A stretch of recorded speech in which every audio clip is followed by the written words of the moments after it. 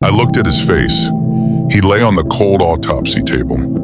His skin was pale, his white hair messy. The room was quiet.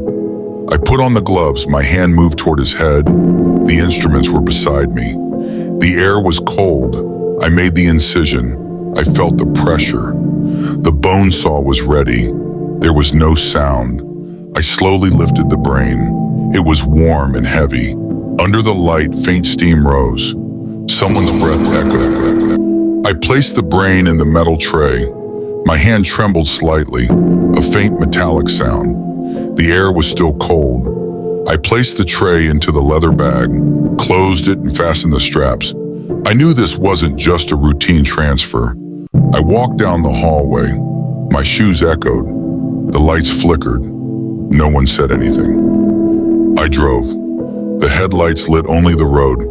There was fog outside. My hands held the wheel tight. I pulled over by the forest. It was dark. I looked at the bag on the seat.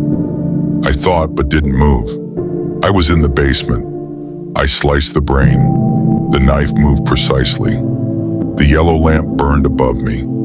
I placed the sections in jars, poured formaldehyde and lined them up.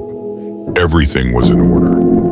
I opened the notebook, drew the diagrams and notes. The ink smudged slightly. I kept going. The phone rang. A voice said something. It was time, I knew that. But again, I said nothing. I looked at his photo, a faint smile. The paper was slightly wrinkled.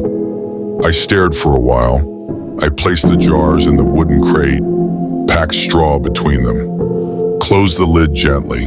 I lifted the crate and placed it in the trunk. The sky was dusky. The rear-view mirror reflected my face. The room was old. The jars were still there. Yellow light lit them. I examined one through a magnifier. Newspapers were scattered on the desk. The headlines were bold. "Where is Einstein's brain?" The paper had aged. I stood behind the curtain. A young man was at the door. He didn't knock, just stood there. I said nothing. I sat in the chair. A direct light hit my face. Someone asked, "Why did you take it?" I didn't answer. I'd said too much before.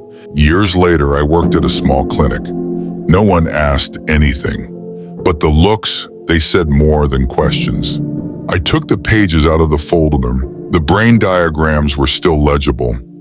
I paused over them for a moment. The phone rang. A young voice said, "I read your notes. Can I see it?" I stayed silent for a few seconds. I brought the crate from storage, unlocked it, lifted the lid. I handed him the crate. His hands were steady. I didn't say anything else.